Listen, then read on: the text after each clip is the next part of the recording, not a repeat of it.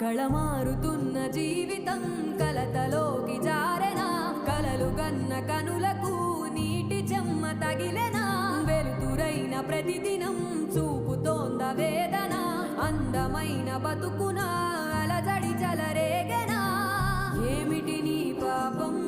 ఏమిటి నీ నేరం చీకటి ముసిరిందే చిటికల్లోనా తీరదు నీ శోకం మార